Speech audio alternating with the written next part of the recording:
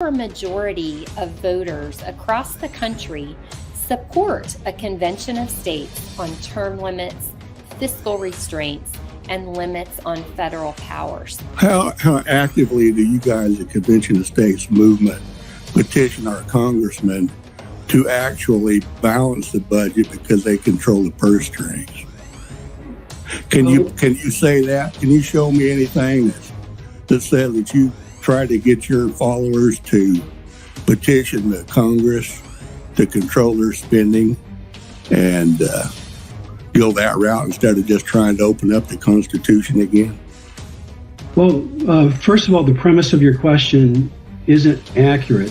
We aren't opening up the Constitution by proposing amendments any more than Congress is opening up the Constitution when it proposes discrete amendments. If you will, Congress has the authority to propose amendments every single day. So if the Constitution's open in that sense, it's open every day when Congress is in session. But millions and millions of Americans have urged Congress to balance the budget. President Reagan ran urging a balanced budget amendment to the Constitution. He thought that amendment was necessary in order to put discipline on Congress, and Congress simply has never done so. So have we done that? No, because it would be an exercise in frustration, because millions of Americans have been doing this for decades upon decades, and it's time to bring some restraint upon them that's structural in nature, because even if they balance the budget one year, that doesn't mean they'll balance it the following year. Until there's structural changes, it's not going to happen on a consistent basis. So with that background, I'd be glad to answer any questions that the committee might have. I was the draftsman of the operative language of the text in front of you, and it's been passed verbatim in that form in 19 states, and we're hoping that your fine state of Kansas will be the 20th state. Very good, Michael. Thank you for that. Committee questions, Michael? Seeing none, thank you for being here. Oh, sorry. Representative Hauser. Hit the button. Thank you, Mr. Chair. Thank you for your testimony, Mr. Ferris. I got a question for you. Can you guys, who controls the purse strings of the federal government? Well, it's the House of Representatives. All revenue measures must begin in the House of Representatives. Then ultimately the Senate and the President get involved, because all three branches have to be involved, or a bill has to pass both branches and be signed by the President. But so in a broad sense, in a legislative sense, it's the entire congressional process. Could you show some kind of, I want to say, proof of your, well, let me just ask you this question. Mike, is there anything preventing this convention from expanding past what we are calling the convention for? There have been hundreds and hundreds of Article 5 applications over the years. More than 34 states have existing valid applications, but they're not on the same subject. And the reason that we've never had a convention is they have to be on the same subject. You can't change the rules in the middle of the stream. That's what the Article 5 litigation that I was involved with the ERA says. You can't change the rules in the middle of the stream. When there's a call for a convention for a particular purpose, it's limited to that purpose. There's another historical example. The Articles of Confederation were tried. There was an effort to change them twice. First was the Annapolis Convention, where they were limited only to the subject of commerce. The delegates got together and said, commerce isn't a big enough area of discussion for us. We need to have authority to talk about more topics. And so they said, we've got to go back to our states and get a new resolution urging that we have a broader mandate to talk about things. They didn't run away. They went back and got a different authority. No longer secures our rights in the Constitution from the federal government itself. I believe it's time that the states use their authority to help regulate the overreach of what we see in our federal government today. A year-to-year, budget-to-budget fix. There needs to be a structural change. And people sign the petition because they say there's no other way to do it. We must have structural change to address the debt. Hello, everybody. We must have structural change to address the debt, right? And as well as term limits, as well as these issues of government overreach in which we've been dealing with, growing and growing and growing in power as the federal government, and exercising that power, weaponizing the federal government, the whole nine, all of which needs to be brought under control. Welcome to another Wednesday Night Live, folks. Hello to everyone, to our all 16,000 of you or so, just under 16,000 on Facebook who may be watching this live now or later. We've got about 1,400 on YouTube, 500 or 600 on Rumble. So welcome everybody as we continue to celebrate the Convention of States throughout this legislative season. So Kansas today, I'm going to start with this, and then we're going to get into economic democracy, which is more lipstick on a pig, that on this pig of Marxism and socialism that you may encounter, or your children or grandchildren may very well encounter with respect to economics. But just to get started, I want to touch base on the updates from today. So in Kansas, they heard Convention of States on the floor today. I listened to or watched, because I was driving for some of it, almost all of it, and it was very, very good for CoS, I believe. There were a lot of proponents, very few in opposition. They gave the one guy in opposition a pretty long time to speak, which was fair, because there were a lot of proponents in a row, and he kind of came in and closed it out with his JBS argument from John Birch Society. I don't know if he was literally in John Birch, but his argument was clearly from John Birch Society. So, but very good day. We're expecting at the end of it, Rita Peters had mentioned that they're hopeful to get it to a vote by Tuesday. So stay tuned. Like I said, you want to make sure whatever platform you're watching us on, Rumble, Twitch, YouTube, Facebook, make sure you follow, subscribe. And right now, before you even, because I know that the audience changes throughout. So for those of you who are on now, make sure that you smash that like button and give me a comment as to where you're watching from. I know we have a pretty decent international following, and I love to hear where everyone is watching from. I joke with Mike Arnold. He's the state director for Convention of States in Massachusetts, if you haven't seen those broadcasts where I had him on. And I had mentioned to him in the last time he was on, I mentioned to him in the broadcast that, yeah, we have this international following who are very interested, not only in our WEF content and our content that is around the growing threat to this nation and really to this world, but also in the Article 5 movement. Why? Their curiosity piques for the simple reason. They also understand that if America falls, it's over. And so when they hear that there's an actual way, just like when many the millions of Americans who are on board now, when they hear that there's an actual way to get us out of this, then without blood or without revolution or without having to use the Second Amendment, but just an actual constitutional process that can get us out of the woods here, they're intrigued. And they want to know more about it. And sure enough, that day, for those of you who are YouTube folks, someone commented on the YouTube channel, maybe because they heard that comment, and actually said, I believe they were from the UK, and they were like, I share your content with everybody I can, because I don't think people understand how important the United States not falling is. And it does put an extra responsibility on us, does it not? Right? And for those of you, as we continue to educate people on this topic and continue to debunk the ridiculous runaway convention theories and all of that nonsense, and continue to strive towards unity and continue to strive towards the things that we agree on, right? Rather than focus on calling all Democrats Marxists, they're not all Marxists. There are plenty of Kennedy Democrats out there, folks, who are just disenfranchised.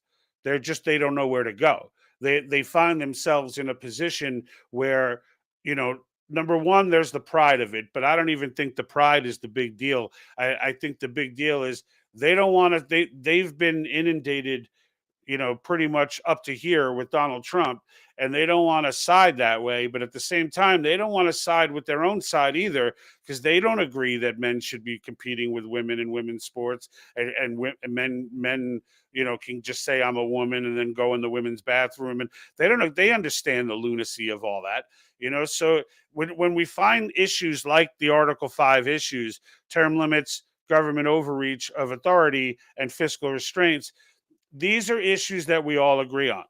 All right. And so they should be embraced. They should be embraced, because these are the existential issues of our day.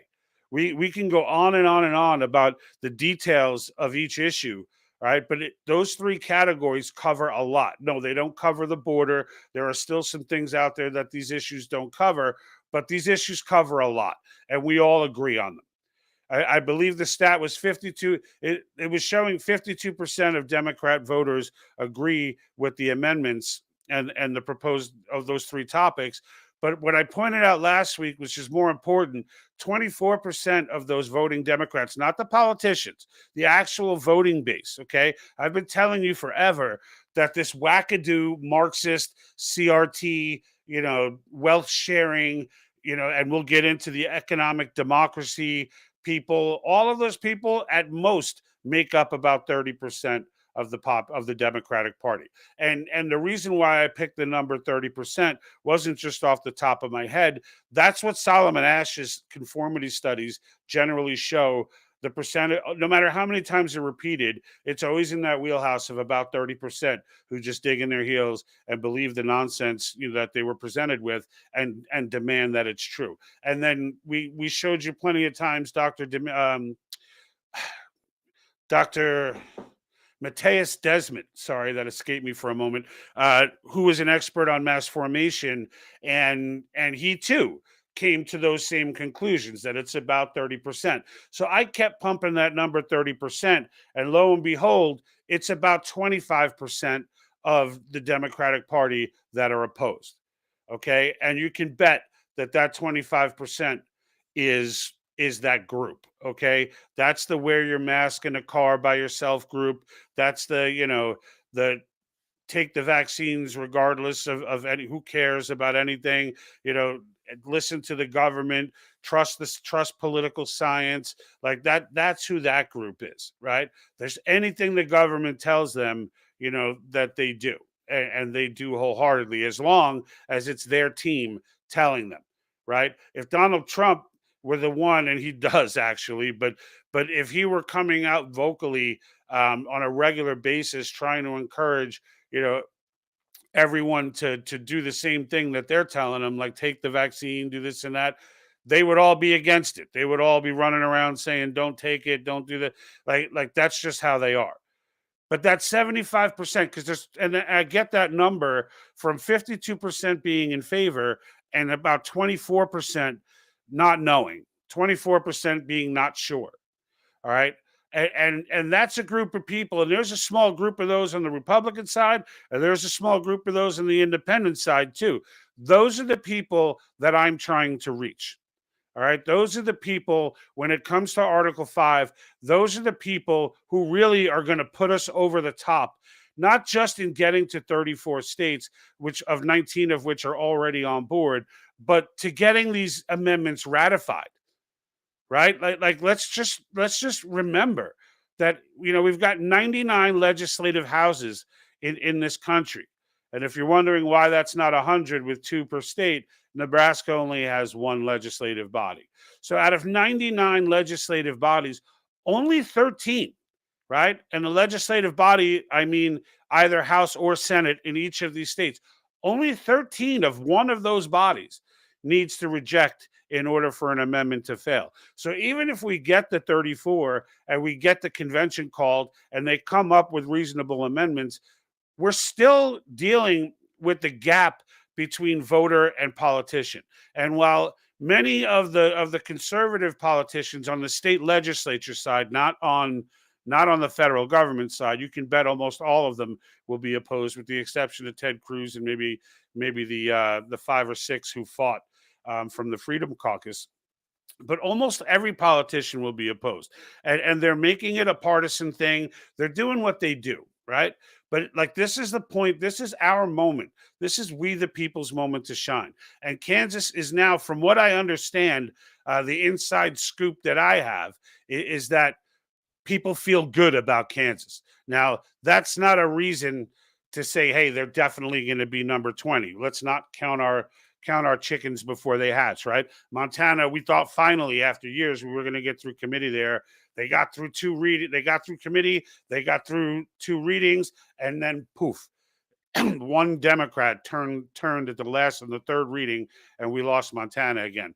But we got progress in Montana, right? Because every time it gets that much closer, it's that many more legislators who have read, who have done their reading and have overcome the nonsense. And you hear the legislators say it over and over and over again that, I was against it.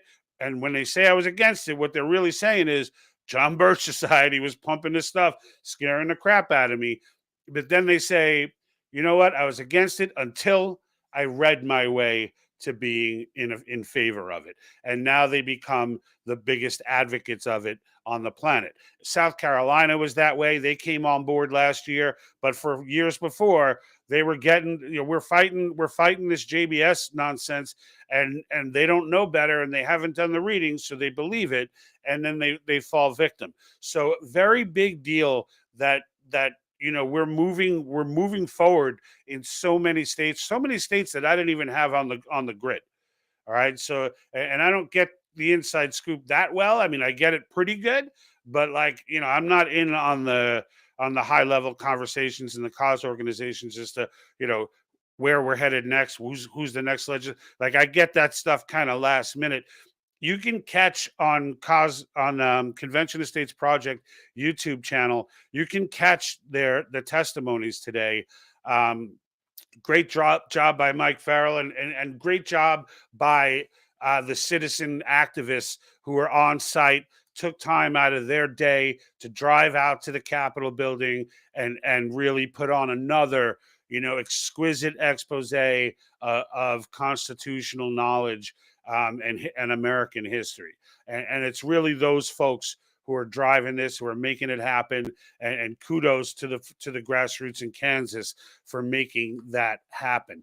On another note, Mike Arnold actually spoke today at a surge event in Connecticut, where CoS holds these surge events at the state capitals, where it's almost like a rally environment is the way that I got it from him. And gave a couple, got a couple standing ovations, did a phenomenal job. He's going to try and get me the video footage on that. I'll try and share that with you folks, maybe put it together in a little montage. But kudos to Mike Arnold, and also congratulations to Mike Arnold and his wife. They are now first-time grandparents. They just got word, I think, while I was on the phone with him. So that is great news on a lighter note as well.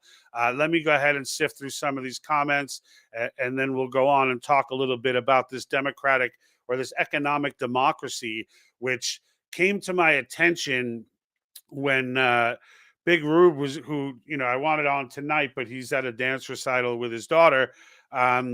He had sent me a picture of this clip from a Bronx group in New York that AOC liked, telling them what they're teaching our kids, and it was disturbing. And I want to get into that in just a moment.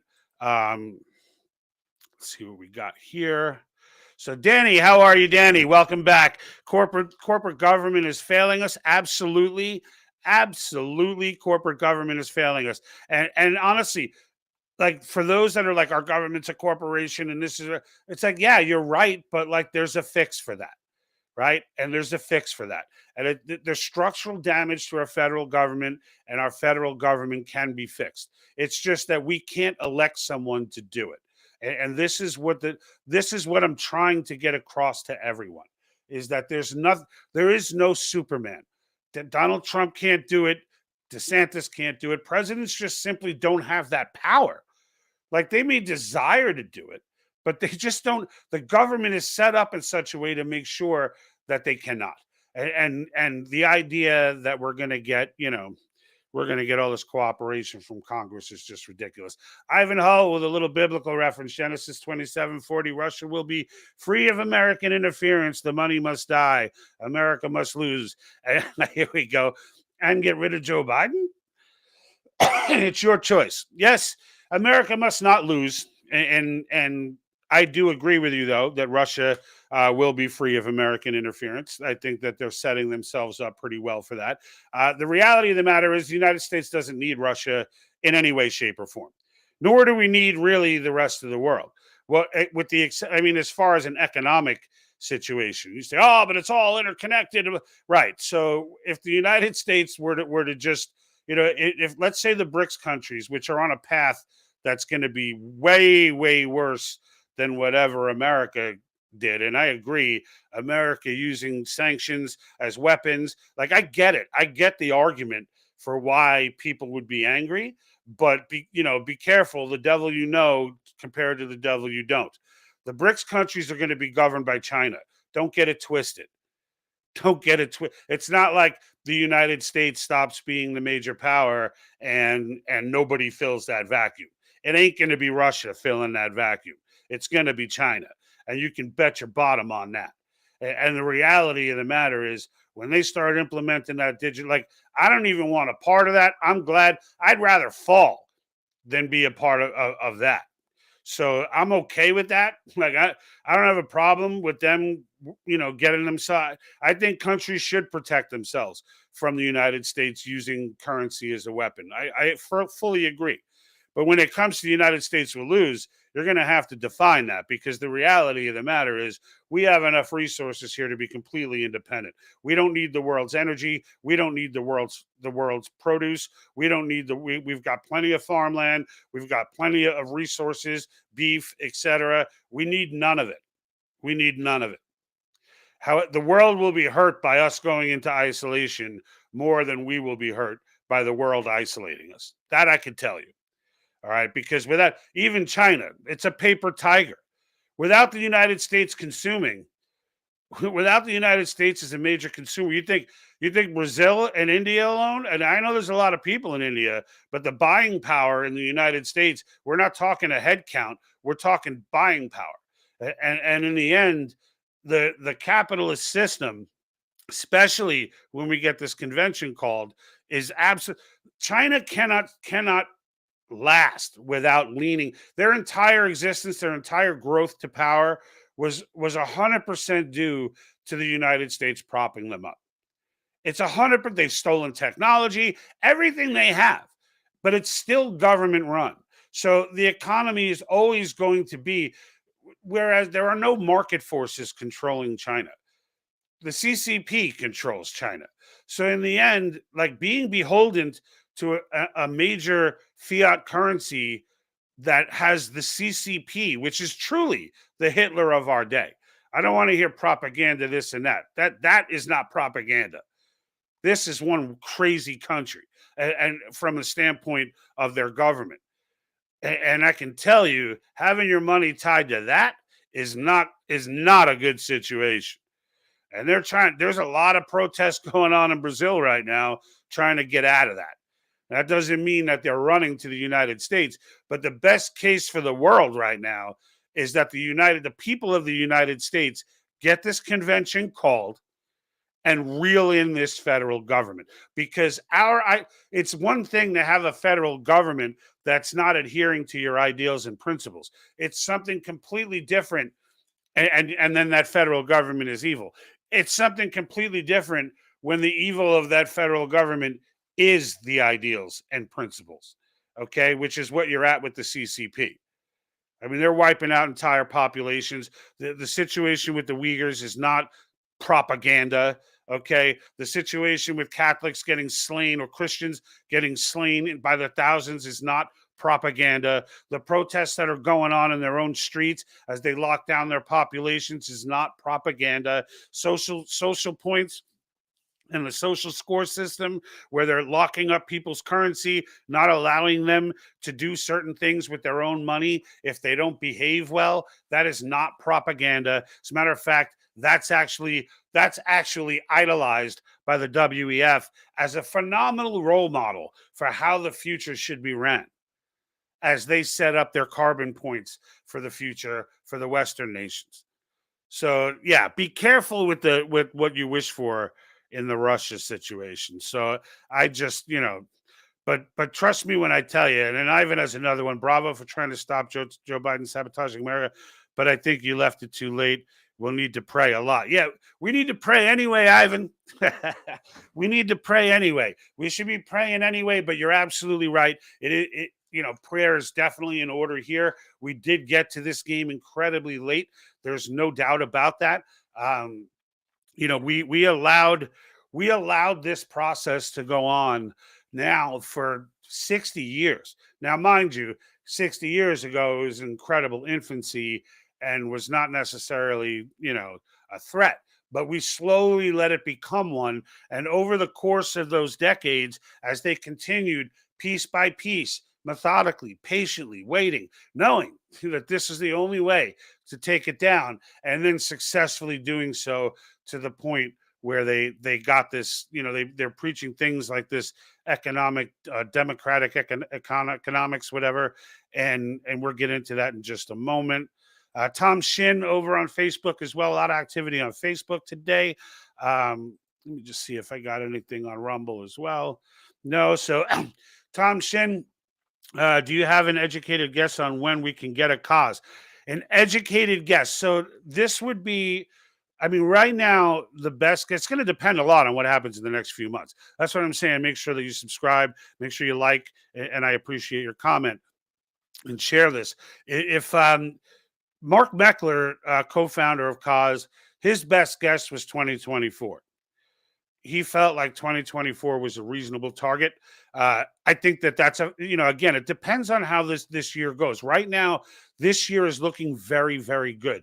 And what's important to understand, and this is why those Democrats are going to become a big deal.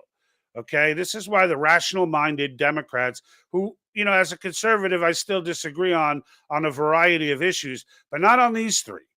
Right? These three issues we all agree. And this is where we have to convince people that, it's kind of like the way I see it is because I only see Americans and Marxists. So the way those Democrats look, right, that are not Marxists, they're like a kid brother or even a twin brother who, you can argue with each other all day long about different stuff. But if someone from outside, like these Marxists, come in and start to pick on either one of you, now you both go ahead and take them out and then get back to your argument, right? That's kind of where the way I envision this. So Mark's thinking 2024. I think that's reasonable. We're at 19 now. We're looking for sure to add, 4 at least, but really the potential is up to 7 or 8. Now, if we're able to add 7 or 8 this year, that momentum could very well make the 2024 prospect a legitimate one. Because now, look, it's having weight now that we say we have 19 when they're bringing that up in legislature. 19 states have already read their way and educated themselves past the John Birch Society and George Soros nonsense. 19 states. That's impressive. And it helps, it helps to get people to the books, right? Get people reading, get these legislators reading, and let them understand the historical context. Because once they do, they're in. The whole challenge is to get them to that point. The challenge is to get you, right? To get you to that point as well, right? We want to educate everyone on this topic because, like me, I firmly believe that, like me, when you go through the history and you learn what this is, how this works, and why it was put in place, it changes the whole way. That hopeless feeling that everything's too out of control to change. We can't, on the major issues, right? On the big issues, right? We keep electing people. They don't do what they got to. They don't do what we're asking them to. They change when they get into office, right? Tea Party learned that. They elected all these people. They got in and then became totally different people because they got consumed by a structurally broken system. Once you learn there's a way to fix that directly, the precedent that will get set doesn't just change those three topics. It changes the relationship between the government and the people forever. Forever. It changes the way the government will forever, because now all those people, all those grassroots that got together to get whatever amendments we can get through, just the process going through and the process completing, even if we miss a few, even if a few don't get ratified, just the process completing is an enormous, that's taking this bullet and turning it into a cannonball. A constitutional bullet turns into a cannonball. When people understand that we have that power, the precedent procedure is now set, because the only reason JBS is allowed to exist is because this hasn't been done before, because we've never really needed it before. Well, we needed it, but we never really went after it, because the only reason to go after it is to restrain the power of the federal government. Otherwise, it's not necessary. Otherwise, you'll just have the Congress propose the amendments, which is what we've done historically. But we've reached that point. We've reached that apex where the founders knew that critical mass, where they knew we would reach. And now it's time to use it. And it's time to do it responsibly, and make it work. And it will work. It will get called. I'm hoping 2024. Heck, I'm hoping 2023. But I mean, look, amending the Constitution is not easy, nor should it be. Nor should it be. So, it is what it is. So let's hope for 2024. Let me see what else we got going on here. Here's one from YouTube. Wild Stallion. How are you, sir? Or ma'am? I'm not even sure. But do you like that CoS movement has gone under the radar? Yeah, or not much media have covered it regularly, although I've seen shows and vids with Tucker Carlson. Yeah. So it's, Tim Pool, etc. Yeah. And I think, what's his name? That doo from was it the Daily Wire? Come on, help me out here. The Jewish guy. How to forget his name? Young guy, really witty. Guy's like a savant. He's incredibly smart. Off base sometimes, I think, but incredibly smart. But yeah, there's been celebs and stuff. Levin promotes it all the time. Levin's like all about it.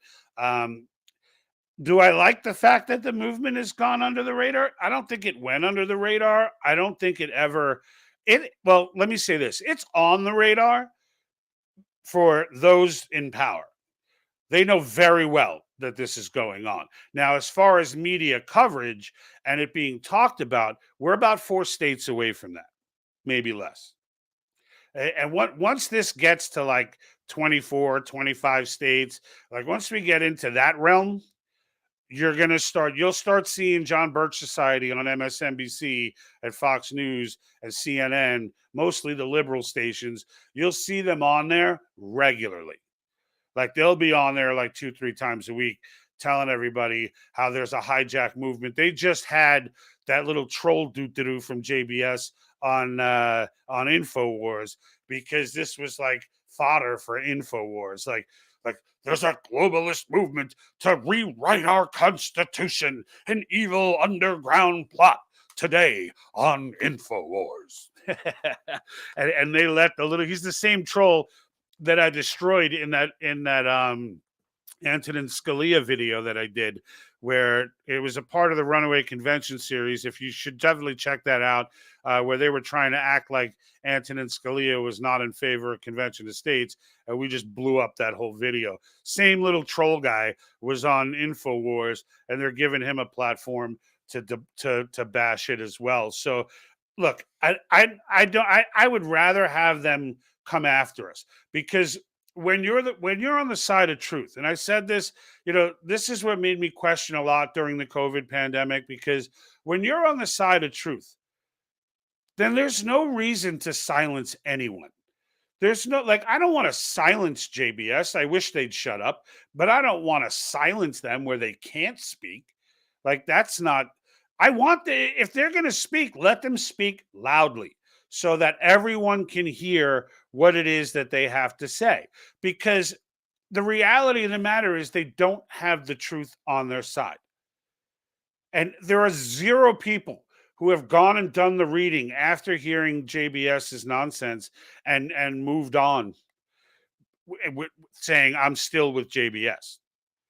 Like there are just zero people who do that. What happens to those people is they end up joining the CoS movement. And many in the leadership, as you've learned, even Ken Quinn over at All Things Article 5 on YouTube, even he turned around. He was telling me the story of how he was all in with JBS until he learned about Article 5, because he only knew their position on it. But he, like many of you and like myself, tend to ask questions. And I think this is the reason. I think conservatives in general are more skeptical and ask more questions. And we're less trusting of government by nature. And more so than any other issue, I think that's why so far, like, it's so much support from the Republican side and still a majority of Democrats, but that's still got that 25% of Democrats who aren't sure. Because I don't mean this as an insult. I think Democrats are more trusting of government. It's by nature in what they believe. So it's harder to get them to break from that. So I think that's the big challenge that we're up against. But I want to quickly get through some more of this. Barbara Norman, how are you, Barbara? Absolutely, she says. Absolutely. And then and Wild says it's a sir, not a ma'am. All right. I got, because I don't got a photo. I'm working on Wild Stallion. I'm like, I don't know, female stallion, male stallion. But Wild Stallion's been with us for a while. We've been doing some chatting back and forth and comments and things like that over the months. So I am glad to see you on here today, sir. And then we've got Tom Shin over at Facebook. It's my hope that when the deep state sees we, the people of the power, they know they are done. Yeah, I don't think the deep state will ever fully know they're done until they're done. Until it's like they try to swipe that badge with the security code and it doesn't work. Like that's when I think they're going to realize it's over. And and I don't put it past for those that fear that the deep state's going to try and interfere with this process. Like, there's going to be shenanigans. Like, people should understand the federal government's not just going to lay down. Like, they're not just going to lay down and be like, oh, well, it was a good run, but the people said no. So no, there's going to be shenanigans. You're going to get states like California and New York, and they're going to, because they're still going to be at the convention. Like, even if they're not one of the 34 who vote to call it, once it's called, all 50 go. And you could bet that California will be there with some 20 delegates, because you can pick as many as you want. They only get one vote, but they'll be there proposing all kinds of crazy stuff, trying to make a circus out of the process, because it's important for you to understand that there's nothing that scares Marxists, the WEF, or any other of these elites more than an Article 5 convention getting through. Okay? Nothing. If it gets through and the process is completed, it's over. It's checkmate. It's checkmate. Outside influence will be rendered meaningless. And as they mentioned in the debates in Kansas a few times, just because there's this the government may turn around and say, oh, well, we'll balance the budget this year, but there's no guarantee they'll do it next year. When this gets done, these things are permanent until someone else can figure out a way to muster the support to get 34 states or 38 states, if they can muster the support in Congress. If Congress tries to fight back, they're going to have to get the states to approve they're fighting back, which would be impossible since the states are the ones who just enacted this, right? So, all right. So I do want to touch now. If you have more questions about Convention of States, bring them up at any time, at any point of any Wednesday Night Live. I will absolutely, if there's clarity needed about a process or a procedure, I will absolutely make it a priority to get to that. Even if my topic at the moment is something different. First and foremost, the goal of the channel is to educate the folks on the solution. We all know what the problems are, right? We all know what the problems are. So what I want to talk about this Democrat socialism because it's new lipstick on a pig. So, and I got a couple of video clips here that explain it because I love the in your own words stuff. And one of these organizations actually put a video out with like this chalkboard explainer to make it look like we're making this so simple that even you can understand it. And it's socialism. And they go on in this video literally to explain socialism. Now, this is not a new concept, right? It's just like democratic socialism, right? Like they want to put the word democracy or Democrat on everything Marxist and socialist because they think that somehow this makes the pill easier to swallow. But what's disturbing about it is there was a school in the Bronx, and I guarantee you they're all over the country. All right. Because they're at a point now where they're bold about it. They're proud of it. They're out there. They're pumping it up. And they posted on Instagram a post where I'm going to try to show you the post. And my buddy sent it to me because he's Ruben, who's been on the show before. He sent it to me because he's from the Bronx. So AOC's poisoning of the Bronx is personal to him, and he definitely made it a point to send this to me, and then that sent me down like, all right, I knew the lipstick on a pig that it was, but I ended up pretending. Let me see. This is a little wonky, so give me a second. All right, it's not letting me do it. I don't know. When I wasn't live, it gave me the option, but now that I'm live, it is not giving me the option to just kind of shrink myself and show you the whole thing. So I'll just read it to you. It's fine. Um, Basically, what it says. I'm gonna need to pull it up here because it's in like phone format and like so it says in 2022 we piloted a collaborative fellowship that engaged students and educators from 5 different Bronx high schools to learn about economic democracy, quote, and then in parentheses, co-ownership and shared wealth. Okay, so and that's let me see if I can get this in front of the camera. So that's what it looked like on the Instagram post. It was from an organization called Bronx Future. And on the bottom, if you can't see it, it's like AOC, click liked by AOC. And that's her actual account. So that spawned me to go look this up because I'm always all about trying to figure out, you know, what buzzwords to listen for, right? Because when first people got introduced to critical race theory, then everyone, parents were outraged, and now, people are stopping and fighting critical race theory wherever they see it. So what was the reaction from the left? Well, let's change the name. And now they call it, for a while they were calling it DE DES or something, like it was like diversity, equity, and something like they just keep changing the terminology and then telling parents, oh no, we don't teach critical race theory. Well, this is kind of the same thing. So when you look at Michael Arnold, how are you, sir? Thank you for watching over on YouTube. Stand up, show up, speak up. Absolutely. Absolutely. And this is what it is. It's all about standing up and speaking up, right?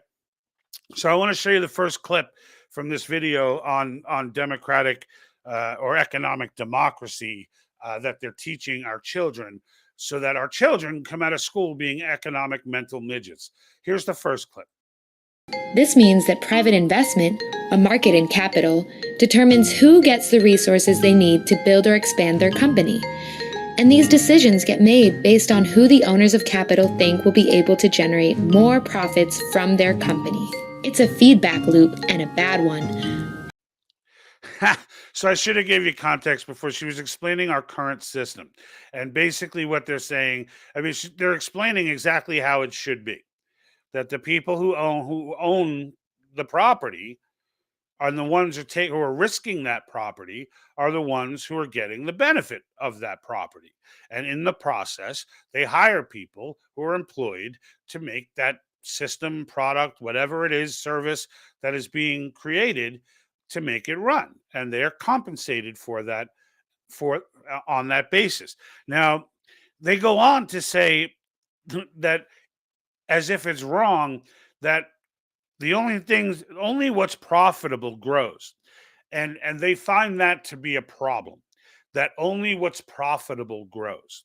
Now, what on earth, aside from profit, would fund the growth of anything? And this, but like, what gets me is that there are high school kids out there who have no frame of reference, know nothing about economics, and then they hear this stuff. What's most profitable has the most ability to grow under the current system, even if it conflicts with community needs or ecological demands. Even if it conflicts with community needs or ecological demands. All right. Now, again, the two have nothing to do with each other. There's nothing. It serves community needs by employing people, but there's no. For those of you, I always talk about Atlas Shrugged. If you haven't read it by Ayn Rand, you absolutely need to pick up that book. It's not short, but it's prophetic. She wrote it in the 50s about the world we'd be living in today, and she was 100% right. And she knew it, and she nailed it because she came from a communist country and saw them in the 50s beginning the seeds, planting the seeds then that she saw getting planted in her country. And there's actually a scene in the book where they try this, where they have a factory that they actually operate this way. And it doesn't, all you have to know is the tragedy of the commons. Have fun with that one if you don't know the tragedy of the commons. All you need to know is the tragedy of the commons to know that human nature is going to collapse that in a second. And sure enough, it was giving to those by their need. So people stopped showing up for work. People worked less hours. People started claiming they needed more. There was no definition of what they need. So they're like, it's like living wage, right? Like, what's a living wage? I mean, how do you need to live, right? Are we talking a 1-bedroom apartment? Are we talking a house? Are we talking, a car, 2 cars? Like, what exactly is this living wage or fair share? What percentage are we talking about for a fair share? Most of the people who support those crazy tax rates think 30% is fair. The rate's 35 right now on the highest. And then you get the dude who's like AOC who think it should be 70, 80, or 90. But she's on another planet. But now here's the last part of that I clipped from the video. Now this explains to you, I'm going to show you the definition of socialism as like the formal definition of it, just to put it up against this, because I think it matters, right? So let's do this last clip, and then I'll give you that definition of socialism. His idea is that we should keep markets, but get the economy itself under democratic control. The first step is to get rid of those private owners who control the individual companies. Instead, companies should be democratically managed by the people who work in them as cooperative enterprises. We need to bring democracy into the workplace. Capital also needs to be democratized, and that means making it publicly controlled. In Schweikart's system, the cooperative companies pay a tax, kind of like a rental charge, for using public money to grow their businesses. Instead of flowing back to corporate finance, profits flow back to the government and the people. And the government, democratically controlled by all the people who make up the economy, gets to decide which companies get more capital. So the government, democratically controlled by all the people. How many people, let's get a show of hands, just throw a yes or a no in the comment box if you think that right now the people have control over the government, right? It's the dumbest thing anyone has ever proposed. But the bottom line is, as she talks about everything being publicly controlled, and the government will then choose on behalf of the people who are running it, right? Like, do we really feel like the people have been running this government? Even in the Trump era, do we feel like the people were running that government, or did we feel like Trump was running it? and that there was just this war between them, right? I mean, you can take that all the way back beyond friggin', back to Kennedy, since the last time that we really had any, any real, and even with Kennedy, I don't know. But like that's what I'm saying. Why on earth? Like it goes against every principle that formed this country. Every single soul that God took from the Revolutionary War on would have been taken in vain if we were to go and demonstrate that much trust in a centralized power. It makes absolutely no sense unless you're 14, 15, 16 years old. You're hearing these things for the first time. You have no context. You don't know much about history. The history that you know has been misrepresented to you. And everything you know that you have a framework to think about ends up screwing up your head to think that this actually makes sense. And the only thing you know for sure at that age is that there's a lot of problems going on. So when someone pins those problems, right, on a particular, when they pin those problems on a particular thing, right, this is how mass formation creates. Now you're saying, okay, well, we're going to say America and capitalism are the reason for all these problems. But really, the reason for all these problems is the slow injection of Marxism into our society. But you don't know that because you're 14, 15, 16, and you're hearing these things for the first time. And then you've got the actual definition of socialism, which is a political and economic theory of social organization, which advocates that the means of production, distribution, and exchange should be owned or regulated by the community as a whole, aka the government. But if we take Democrat, the word Democrat, and put it in front of economics, and we have economic democracy, well, then it's not so bad because it's democracy. It's not the government controlling all of this. It's the people. Because after all, the people are the government.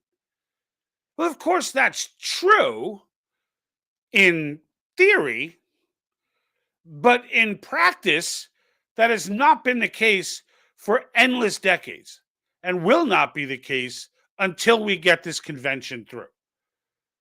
When we get this convention through, that will then be the case.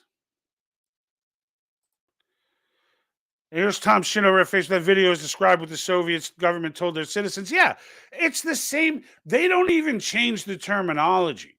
That's what gets me about it is like, even if you just like went on your own and said, you know what, I'm not going to listen to you. I'm not going to listen to you. I'm just going to go read history. I'm just going to find as much history as I can and read it. I'm going to read everything from the Constitution to up until Rules for Radicals. I'm going to read everything on all sides and just learn. What you're going to find is that, Obama ran with the slogan forward, right? Complete communist concept and philosophy was forward. Solidarity, right? AOC uses solidarity all the time. Complete communist concept down to the word.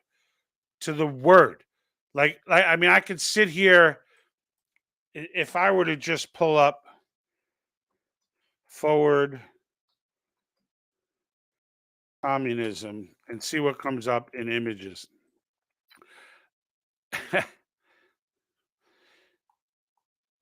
right, so Google has scrubbed most of the images, but even on Google,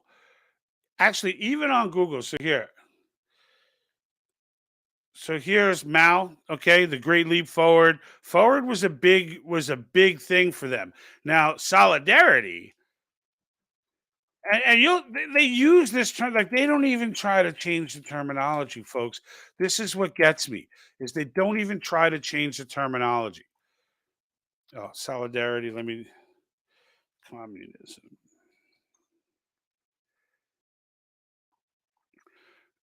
So you will see here, solidarity forever. These were all actual posters that were used in Soviet propaganda, right? So yeah, this means solidarity, all right, in Russian, I believe, or in Arabic. I don't know if it's Arabic because there's some Arabic on the bottom here, but that's You can see Solidaron, whatever. It was a big propaganda tool. All right, they used it in China. This is it in Chinese. So like, they don't even change the terminology. They're just coming right at you with the same terminology, the same bag of BS that they always do.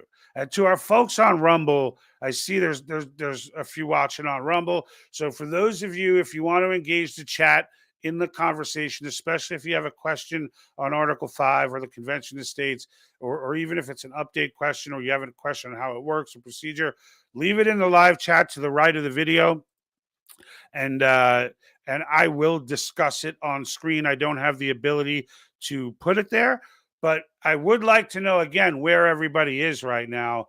As you're watching this broadcast, Kathy Burns, how are you, Kathy?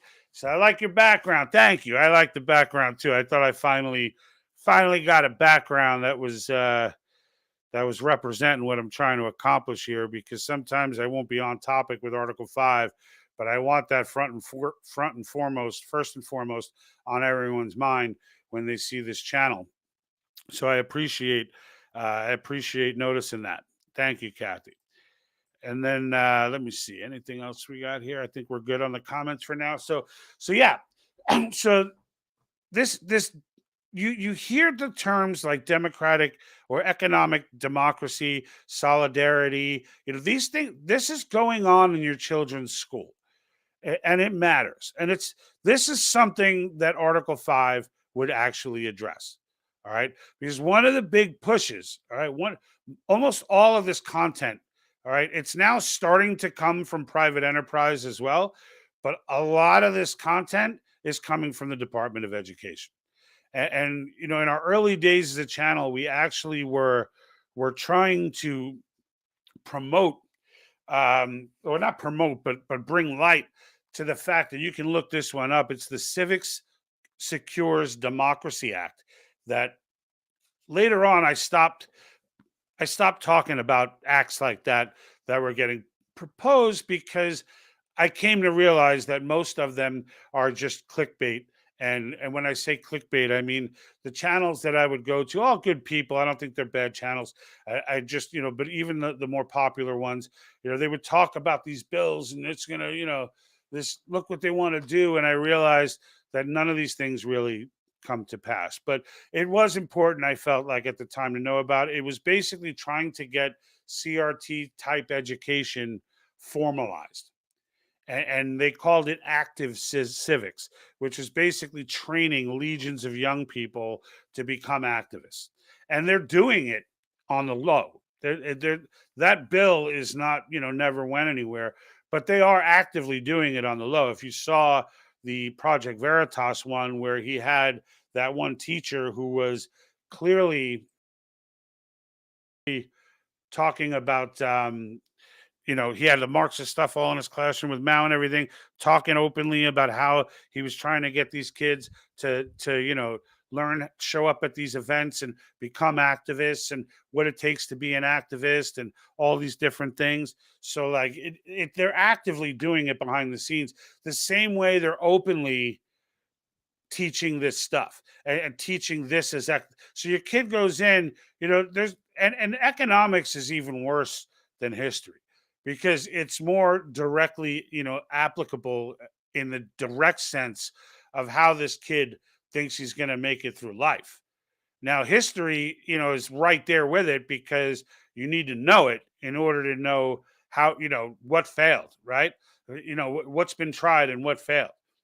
But they're not learning what failed. None of them learned that Marxism failed. None of them.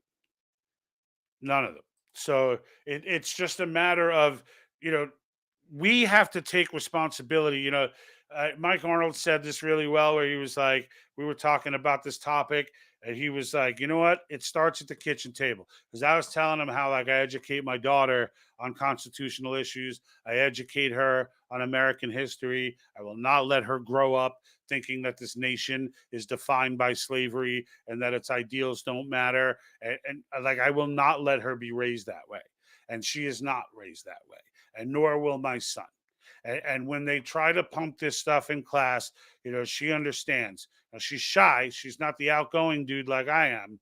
But at the same time, she understands what's BS when they're trying to gaslight her, and when they're trying to groom her, and when there's actually something to be learned. And she goes in with the attitude that there's something to learn from everybody. Sometimes that thing to learn is what not to do. And that these teachers who do this, and it's not all of them, some of these teachers are good. They're just quiet because they don't want to make waves, because they don't want to lose their job. They too, though, are part of the problem. They need to speak up.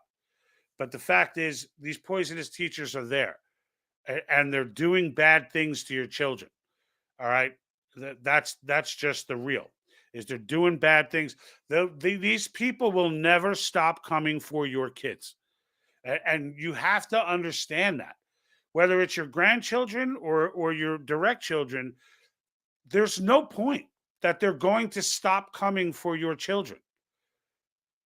The children are that's their only avenue. There's no way you sell an adult on this nonsense. There's no way you sell someone with actual life experience in managing budgets and running a household and running a family or running a business. You cannot sell this stuff to that person. It is only those under 30. And even as the closer you get to 30, the less subject you are to their BS. So they're going to go after these kids as young as they possibly can. In my day, this was all college students because it would have never been tolerated in grammar school back then.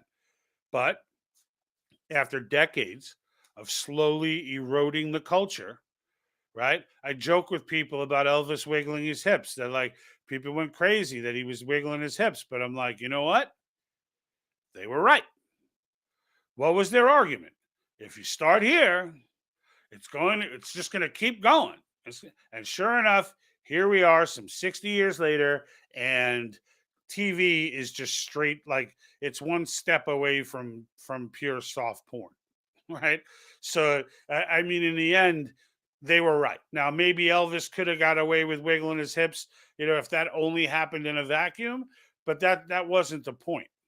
The point was to get that little bit through, get everybody comfortable with that, because nobody was comfortable with that. Then you go ahead and now you have the chicks in mini skirts and whatever all over, and now you have sex starting to show up more and more on TV, and then a little bit more and a little bit more. Now you can say the word ass and or bitch, or certain curse words you could say out loud on TV, and little by little we got ourselves to this place of complete moral decay that we live in today. It didn't happen overnight. It's kind of like the boil a frog thing. You put him in the cold water, you set the flame on, and he allows himself to boil, because by the time he realizes what's going on, it's too late. Right? And that's exactly how it went down. And so I try to point this stuff out when I can. Kathy, over at YouTube, socialism has not worked in one country ever for as far back as you can go back, yet it keeps being pushed like it's going to help or be fair. It's ridiculous. Yeah. And the US has been the biggest nut to crack, hasn't it? Right? There was a day you couldn't even entertain this stuff. And they went to race instead of labor. They always did labor. With all the other countries, they did labor. But with the United States, they tried that. But the problem with that, and they changed the strategy in the mid 60s, because from the mid 50s to mid 60s, they were trying to get the working class to pit against the elite class. But what they came to find was that, let's say it's 1956. Well, I convince you, I'm that guy on the street, and I convince you to buy in, and that those guys are evil, and we got to take them out. And it's about you. It's about the worker. It's not about them. The problem is, you convince them, you walk away, you move on. A few years later, you've convinced all these people, but now you go back to that guy you convinced in 1956, and you go back to him in 1958, and he's gotten a better job. He got married. He had a kid. He's no longer interested. He now has grown up. and he now sees your BS for what it is. However, when you do it on race, well, that's never going to change. If you're white or black today, you're going to be white or black 3 years from now, 10 years from now, 50 years from now. And if I can convince you that this guy doesn't like you because of the color of your skin, and the reason he doesn't like you is not because he's a bigot, or it's because it's inherent in the color. He doesn't have a choice. He has to hate you. And he's going to subconsciously or consciously do everything he can to keep you down.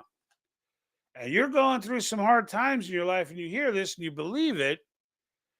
It's very easy then for me to stick that thought in your head. Regardless, you will go through the rest of your life with this poison in your brain. Now, it's more than one conversation to do it to you, but if I put you through a university of higher education and you go through a series of courses with minions teaching them that I've already put in place, yeah, you'll come out of there with an effed up sense of self, an effed up sense of society, and absolutely no concept of history. And what's worse is you'll come out of it as this is where we got the hippies. So they all come out of it and they think they're being revolutionary, when in reality, they're all just the first generation of the great mind screw that we all went through. And I don't care how old you are, pick your generation, unless you fought in World War II, unless you're a father to the boomers, because from the boomers on, there's been an element of this in every one of our generations. And go ahead and tell me your generation and tell me how it wasn't you and that your generation was different and it wasn't like this. It may not have been as bad as it is now, but that generation contributed by not stopping it then, as did every generation after it, to what we're looking at. This is just the end result of what we all contributed to. So there's a piece of humble pie that everybody needs to eat. Everybody. The heavy metal bands that I listened to back in the day, pumping all that satanic garbage. That's not, they were pumping that garbage because they were told that's what sells. And so that's what they sold. And they didn't care because they were young, talented, and going on tour, and more women were throwing themselves out on the naked count, and they just didn't give a damn. So sex, drugs, and rock and roll ran the day. Not an accident. I got another, what's this, autistic berserker. There's a name. I'm 49. I was fed anti-communism rhetoric all my life. You were fed anti-communism rhetoric. That's interesting. So, yeah, if you should have been. That's a good thing. That's not what went into the colleges, though. And the fact of the matter is, it's a fairly new development for it to have reached the high schools and younger. It's actually a very new development for it to have reached the preschools and all that. The demoralization process had not been implemented at that young a scale until maybe the last 15 to 20 years. So there's a part of that that's been caught everyone by surprise. I showed you guys that video that they were showing first graders. I don't know if I have it here, but it was pretty freaking disturbing. As a matter of fact, I do have it. So just to give you an idea of how young they've gone. So you're 49, autistic berserker. I'm 49. So I can relate from a generational perspective. Now, my high school was a Catholic high school. I went to Archbishop Malloy in Queens. It was you were not going to hear. You would never see the kind of nonsense. But even the revisionist history, I don't even think was fully active yet in the high school level. That stuff they were still trying to penetrate high schools with that curriculum. It was still at the university level throughout until we really hit, I would say 2000 or so is when they penetrated the high schools. And really in the last 5 to 6 years is when you started seeing stuff like this, which was presented to first graders, actually preschoolers. I'm sorry. This went as low as preschoolers, but the actual thing that exposed it was being shown to first graders. And if you think that this isn't Marxism trying to disassociate, trying to break up family unit and demoralize children, I don't know how to help anyone after that one. But here it is. Hey, how come my penis gets big sometimes and points up in the air? That's called an erection. Sometimes I touch my penis because it feels good. Sometimes when I'm in my bath or when Mom puts me to bed, I like to touch my vulva too. This is the kind of stuff they're showing to first graders now, right? So, in the end, it's, it's disturbing, and we should all be disturbed. Mern M, hi George, how you feeling? Yes, Mern is referring to my episode of COVID-19 that I just got through. I had to cut last week's broadcast short. I tried to pull it off, but I just couldn't do it, man. It was rough, and I went on to spend the next 5 days. 2 or 3 days were really bad. Like through Friday into Saturday were really bad. Then it was just recovery. Then it was just a matter of like you still feel those residuals. But it's the third time I've gotten COVID. So like I never got pneumonia or the flu this much. This damn thing is every year right around this time. And seemingly 2 out of 3 times is when I traveled. I was just fresh off a plane and some doo-doo gave it to me. So, but I'm feeling good, Mern. And thank you for joining.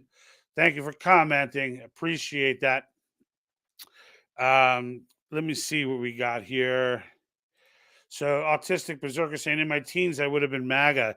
Yeah, you know what? I was a big Reagan fan in my teens. I actually was MAGA in teens in a sense. I liked Donald Trump when he was, I grew up in New York and he was in the news all the time. And he was this flamboyant rich guy who was always doing the right thing. He was like, he helped these kids in Central Park with this. The city was trying to build an ice rink for him for like 5 years. They finally built it. It didn't work. And then Trump stepped in and built it himself at no charge. Like he just paid for it. And it was up and running in like 3-6 months, something like that. The kids were all ice skating. Stories like that I remember. I remember vividly of him growing up. And, realizing that it wasn't until he decided to run for president and was against the narrative that he became the devil. Although, again, his mannerisms. I mean, I'm a DeSantis guy right now. I'm glad Trump had his 4 years. I definitely think it was a better situation from a policy perspective than anybody else would have been. I don't know that people would have taken on China the way that he did. I think he set a lot of precedents there of what you can do. And he also, I think, brought the liberal media out and where they're all wearing it on their sleeve now. And that was great. Like before Trump, people still thought CNN and MSNBC were like legitimate news organizations. Like now they know. Like now they know Don Lemon is not somebody that you're going to, they know if you listen to him, you may as well be listening to Young Turks or whatever. That's what you get from those channels, right? And even Fox News from that standpoint, I think a lot of people have opened their eyes to Fox News, that very few on Fox News are really on your side either. That most of these guys are just establishment cronies who they got their connections and their friends and they just do whatever the hell, They don't want to lose that big interview with this senator, so they don't ask him the hardball questions. And like they suck too, right? We saw Hannity go after that congresswoman over doing the right thing in the House, right? So I think Trump brought a lot of that stuff to light, which was great. I don't know that I could deal with another 4 years of all the peripheral BS that he brings to the table. He's just too much the narcissist for me. Like there's every president has to be a narcissist to some level. Like for you to even want that job, you've got to have some bit of narcissism in you. But his is just next level. like his is just narcissism. Like I can't. Like when he goes on and on about how great the vaccine is and how many millions, I just want to choke him. Like I ain't gonna lie to you, I just want to choke him. So I mean, it is what it is. But yeah, Autistic Berserker says I'm embarrassed of what I was. Yeah, I kind of got the feel that you were a lefty, but it's it is what it is. Like I said, I'm looking right now for the rational-minded Democrat, right? Like I ain't trying to go right, left, Trump, anti-Trump, Trump dysphoria, Trump praise. Like I ain't even forget Trump. It's over. like I'm moving forward. I do like Ron DeSantis. I like what he's been doing. We'll see how that plays out. But in the end, he's not saving us either. And neither is anybody that runs in the Democrat. Like, none of these people are saving us. And I hope, Autistic Berserker, I hope we can agree on things like term limits, on things like, government overreach of authority, fiscal restraints. Like, we could agree that the government should have to balance a budget, right, with our money. Like I don't think that those are controversial issues, is the point that I've been making. And I'm kind of reaching out to Democrats like yourself to try and unify on this message. Like, we can argue about all the other stuff later, but these are huge, like, nation-saving issues that need to be addressed. Like, eventually, the car is headed 80 miles an hour straight at a cliff, 31.5 trillion in debt right now. It's not endless. It is going to crash, and it's going to hurt millions of people when it does. And we can avert that if we just unify under that concept and self-govern. And call this convention and get these things passed. So, Mern, how are you? Again, we have to get real news from podcasts like you. Real news, yeah. It's even real conversation, right? Like, even real conversation. It's like just trying to get real conversation out of the media is just impossible these days. And frankly, even a lot of the conservative, quote unquote, talk show people that I listen to, like, now that I do this, like, now that I do a podcast and I do these videos, it now occurs to me when someone's doing something for the sake of clickbait, and when they're just doing something to get views, as opposed to something meaningful. And there's an element of me that understands it, because I don't do this full time. So, like, if I was making my living off of this, you're doing it full time, you got to keep putting up content. I mean, eventually, I've got a laundry list of things that I want to talk about that I never get to. Sometimes by the time I get to them, it's old news and I got to move on to something else. So there's an element of that where I'm just like, there are so many things that could be talked about, that why am I having somebody convince me that there's a real threat of nuclear war right now, when we all know the reality of it is that mutually assured destruction is going to stop that. Nobody wants the entire world to be destroyed. Nobody. So, like, and it's the same, but yet there'll be videos all over the place trying to convince me that we're a tick away and Biden's going to set this thing off. And I'm just like, stop it.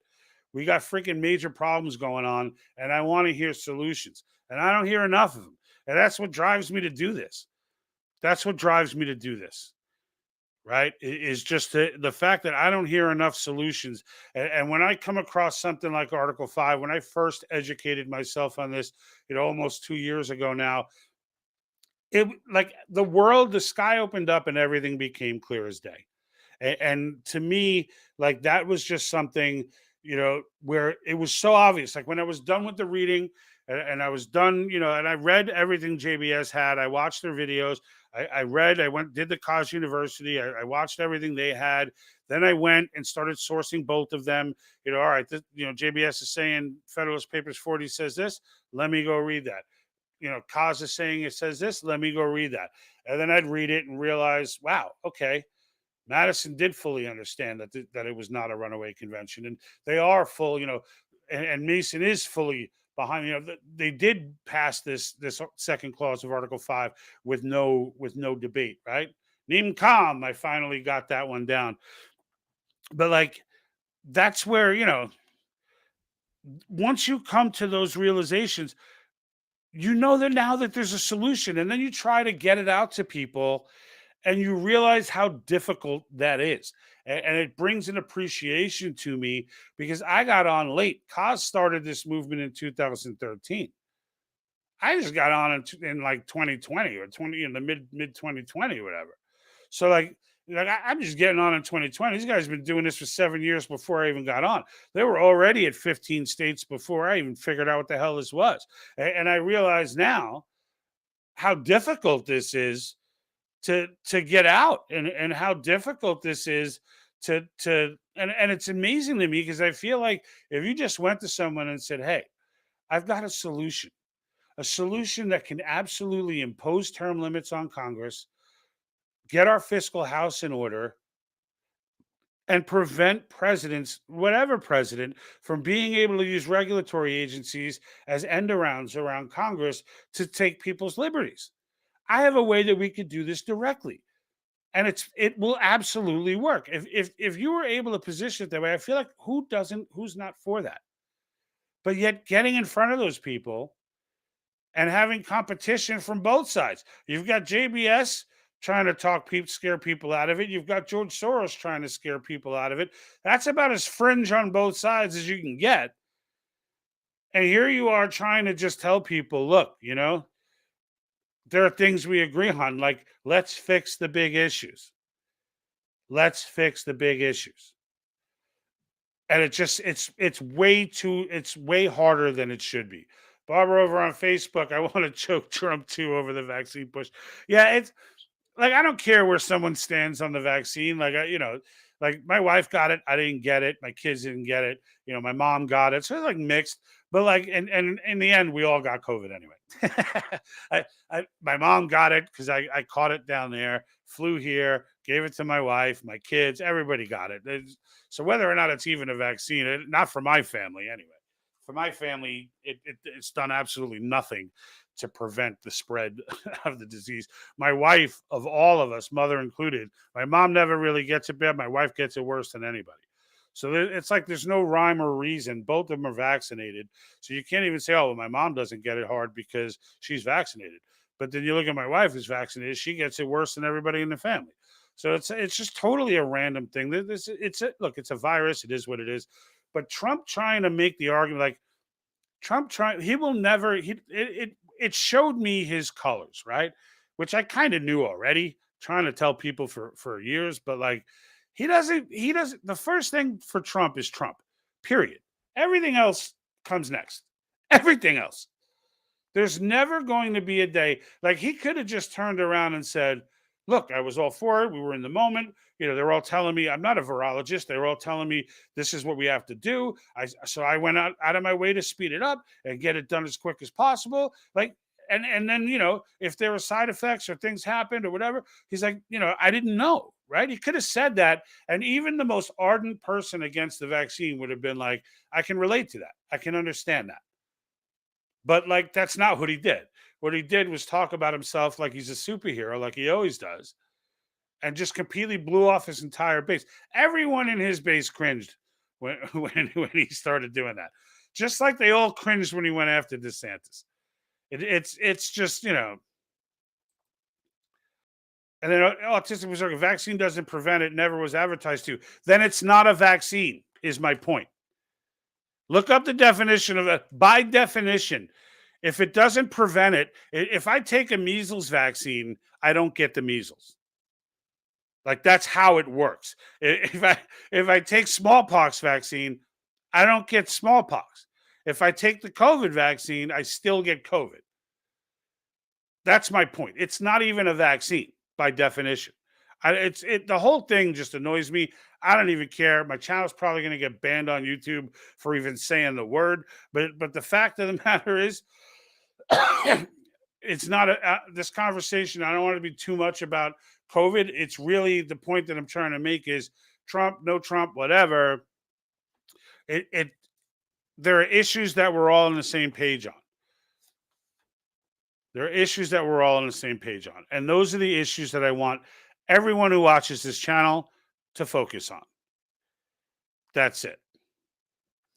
Let me see what we got here.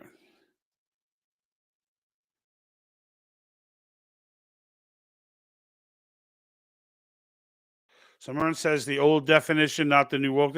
Yeah, like, did they redefine it? Because I looked up the definition and it still says it here. Let's pull up the definition together, just so it's not like I don't really care about this, but let's just put this to bed because it is what it is.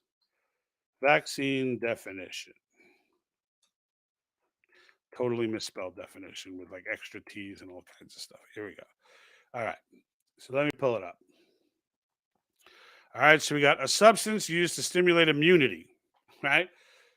Because that's what it is. Like, you don't even need to read this, but that's what a vaccine is. It's not like, I don't know if they changed the definition somewhere else, but like, this is what it is. This is what the definition has always been: to stimulate immunity to a particular infectious disease or pathogen, typically prepared from an inactivated or weakened form of causative agent. This is how vaccines were traditionally made, right? That's why they're saying typically prepared. This one was a completely different thing, and it completely did not do what a vaccine is supposed to do, right? Because it doesn't stimulate immunity, and that's my point. And I just Googled that off the top of my head. It's not like I had it staged or anything. I just pulled up the first definition that comes up. This is Google. It's not, I don't even like Google, but like, this is, it is what it is. We all know what a vaccine's supposed to be. And for whatever reason, at least in my family, this thing did not act like, this didn't prevent anyone or provide immunity to anything. So why, like, if you're still going to get it, and you could still get it and have really bad symptoms, what's the freaking point in my head? That's the reason. That was my rationale in not taking it. Says people have always still gotten the flu, even though vaccinated. It's not. Yeah, that's why I don't take flu vaccines either, for that very reason. Like, why on earth would I inject the flu into me if like it's? But my kids, on the other hand, they've got their measles vaccinations. They got that stuff because those work. Those work. Things like the flu vaccine, to me, like, when they're telling you, oh, the vaccine's not that effective this year. Oh, the vaccine's more effective this year. Like, it's either effective, it either creates the immunity or it doesn't. If it doesn't, then I'm going to take my chances getting it naturally rather than have you inject it into me. That was my thing. But again, we're going off on this tangent again. I'm just like, let's see. We need to educate. Yeah. So here's one. So we need to educate people on Article 5, band together to save our country. Absolutely. Thank you for getting me back on topic, Mern. And Autistic Berserker, was it? If you could just tell me, I don't, unless I missed it, because you threw a lot of comments up there. Tell me if you're against term limits for Congress, against balancing our federal budget and spending within our means so that our inflation can be brought under control and whatnot, and against the executive branch having the power that it is assumed, not just under Biden, but in general, with the executive orders, from your case, the ones from Trump probably pissed you off. From a conservative's case, the ones from Biden, Obama did a lot of it too. So did Bush. Like, these executive orders, like, if you think that all needs to be reined in, I want to know. Because, all right, so here. So he doesn't. All right, so he doesn't. So, all right, so we have a Democrat here who's in that what is it, 25% of Democrats who are opposed to such things. And so I'm curious to see, because I don't get a lot of them. So I want to, forget it. Correction, he says, I hate not having term limits. All right. Yeah, that's a big difference. I almost went off on a tangent. My apologies. He says, I'm not a Democrat. I thought you were. It's fine. I don't care. I guess my point is, I'm just trying to get, you're probably more, an independent or something like that. I don't know. It seems to me like you're not a Republican, a registered Republican, nor am I. But, I don't know. I hate putting people in those categories, but there is somewhat of a difference between left and right philosophy when you break away from the Marxist freaks. Like, even the regular people on the left, are still, there's a difference. So, you are. All right. So he's not a Democrat. So, but here's what he is: an anarchist. All right. So, but you are a fan of term limits, though, from what I got. I hate not having term limits. So, which is what we got from you earlier. So then you're probably a big fan of all of it anyway. Anarchist is kind of a smaller category even than Marxist, I think. But but that being said, I'm sure even anarchists, folks, are for term limits. This is what I'm telling you. You can't get a topic that gains more agreement than term limits. And term limits actually move forward by itself in Kansas last week. I think it was last week is what I heard him say. U.S. term limits, which is the group that Kenneth Quinn, who does the All Things Article 5 YouTube channel, had is a part of that organization where they're just dialed in on term limits, and so we're all in the same gang, and and Kenneth will sometimes show up. He did a great closing in New Hampshire during that committee hearing for Convention of States, because we're all in the same gang, right?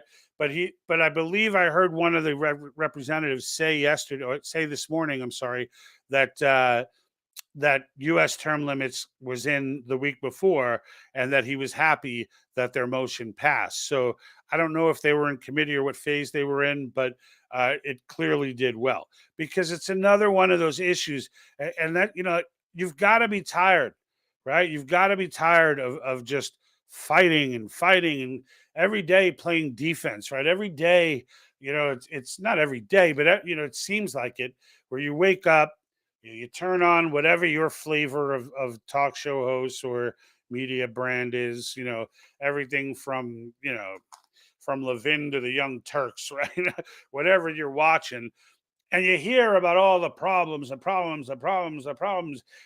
you immediately start saying, we got to play, we got to stop this from happening. We got to end this thing now. There's just no way. And it's like, why do we still engage in that? Why are we not playing offense and allowing the elites, allowing Congress, allowing the president to wake up and be like, what? They're doing what? What are the people doing? They want to do what? They want to put term limits on us? What the heck is that? They're going to force us to balance a budget? Like let them worry about it. Let's be the ones on the legislative attack, right? This is what I want to start seeing. This is what I want to start seeing. And we will see it. We are seeing it. I don't know. I'm acting like we're not seeing it. There are millions of Americans already who are in this fight, but it's going to take millions more to make it matter. It's going to take millions more to take this to the next level. It's going to take millions more. It's going to take rational minded, classic liberal people to join this fight. It can't there's no amount of conservatives that's going to be able to carry this alone. It's got to be an all we the people thing. And let the Marxists sit in their corner and yell and scream about it. I don't care about Marxists. I don't care about them. I don't side with autistic berserker either. I can't do anarchy. I don't need rule of law. I need law and order. I'm not doing anarchy either. But what I want is people making decisions for themselves. Let the people make their rules locally, all right, and stop having this top-down government. And I think that more Americans every day want this, and it's going to happen. And then Mern's saying over on YouTube, never give up the fight. This country's worth saving. The Ohio train issue is a major sign. Yeah. The Ohio train issue is another. I mean, I could do a whole episode on the Ohio train issue, but this is still. Look, right? We got balloons flying 60,000 feet overhead. We don't know what the hell they're for. What's going on? We got government spending $31 trillion and having and in a year where we were at 29 trillion, they start passing trillions of dollars, and they finished the year with a $1.7 trillion omnibus bill that hasn't even hit that. So really, if you look at unfunded liabilities, we're screwed, but for 90 trillion. At what point does the adult enter the room? At what point do we, the people who are the parent in this situation, right? Federal government is our child. At what point does the parent stop letting the kid run around and play ball in the house, breaking mom's vase and causing all these problems? At what point does the parent, we the people, step in and stop this? We've tried every method possible, okay? We've tried every method. We've tried electing. It doesn't work. It doesn't work. Everyone from Reagan to Obama to Trump to, I mean, every flavor of president that has tried to make a change in that way has failed. Has failed. 2 of them were shot. Like, how are we still not sitting here? How are we still thinking that there's someone out there that we can elect to office that's going to fix this stuff? Because if we when we get this done and the balanced budget passes and fiscal restraints are imposed, and hopefully we get things like the repeal of the 16th Amendment, right? Income tax is theft. It is straight theft.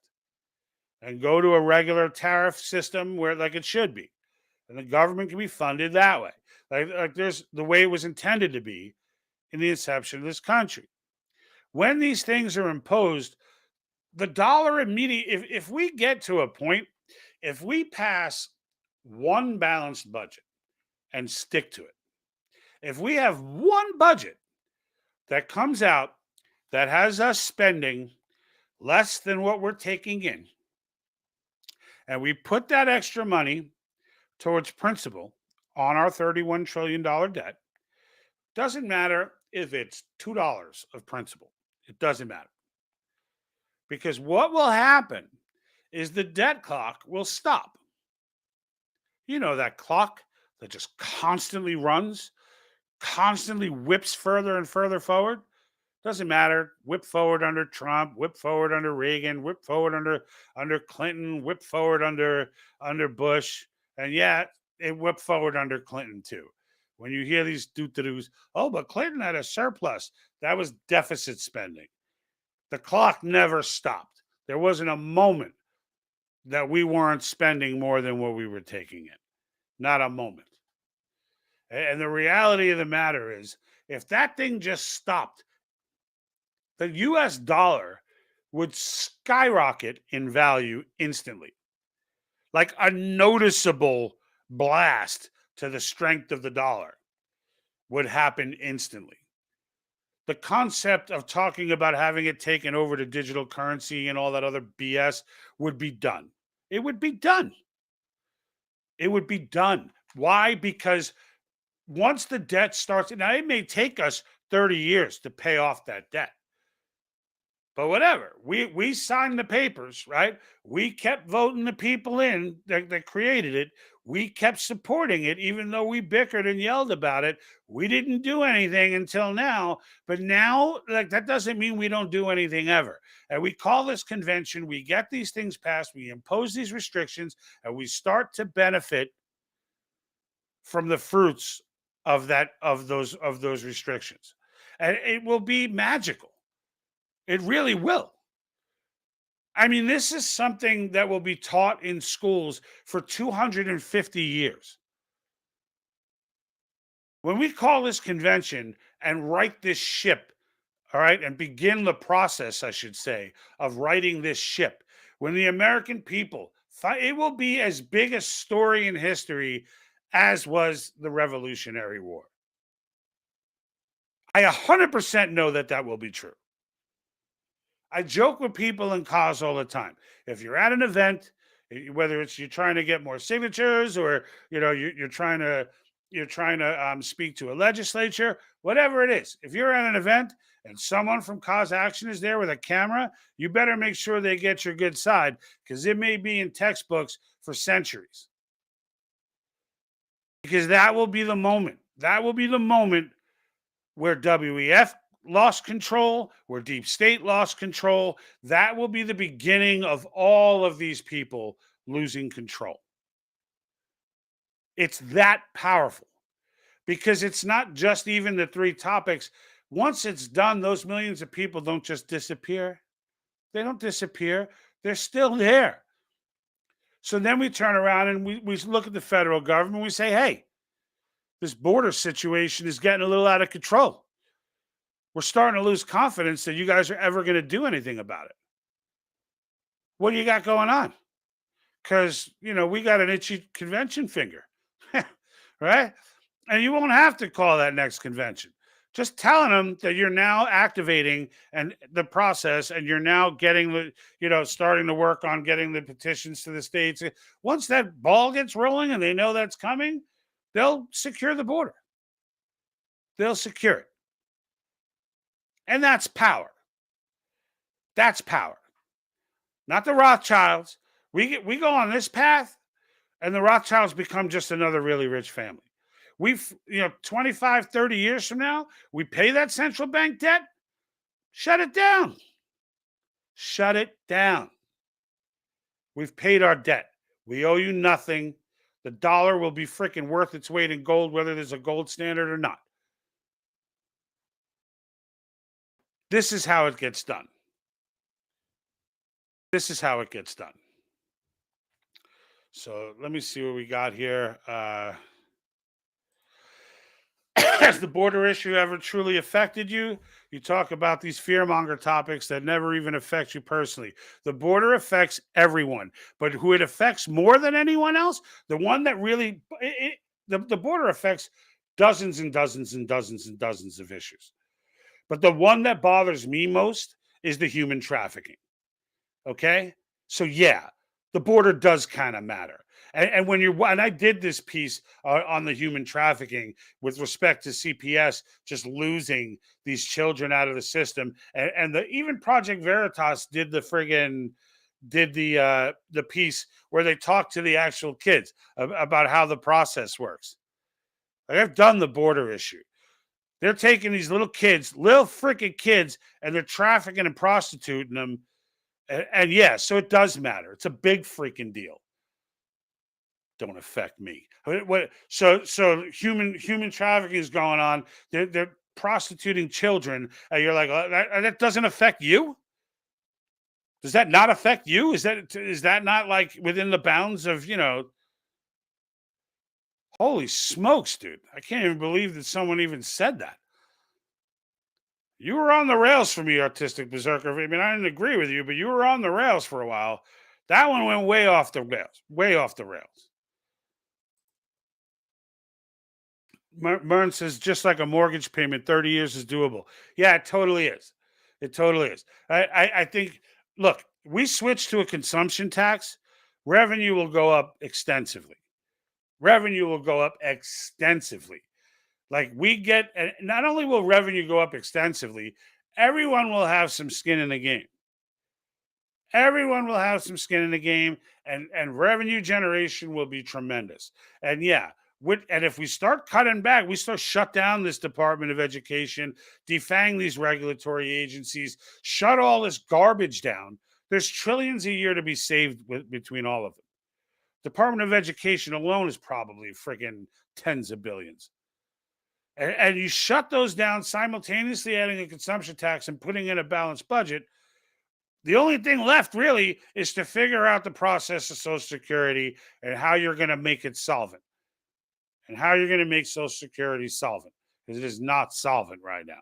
And it will I'm planning my life as if it won't exist, because I'm not comfortable that it will. I've paid into it my whole life, but I'm pretty damn sure these guys have raided that piggy bank to bare bottom. And I just don't see, an end game there. I just don't see an end game. But we'll see what happens with it. We'll see what happens. But once so Artistic Berserker, I'm not putting up any, he's commenting stuff right now, just like blowing up. Kids die. What are you going to do? I'm not even playing that game. We're done now. We're done. At some point, we got to take control of this. So, last comment, Merton. Article 5 is the answer for so many things. Yes, it is. Look, I want people to start doing the reading on their own. I want people to start digging into this on their own. It's there, folks. It's right in front of us. Our founders did understand. They did know that the WEF would be out there. They did know that influence from outside could take a grown government, or, they may not have known about the WEF particularly. They may not have known what the cause of the overblown and overpowerful government would be, but they knew it was inevitable. They knew from history that it was inevitable. And they also knew that revolution never ends well. Unless you're a Napoleon kind of guy. revolution never ends well. They always end up with some garbage, some new cult of personality takes over, and you end up with a Castro or a Napoleon. That's not the path either, which is why they put this legal process in play for us to take advantage of. And we, the people, cannot scare ourselves out of using it. We cannot allow ourselves to be intimidated out of using it, out of using our own God-given, but in this case, our own God-given rights, but our founder-given constitutional authority.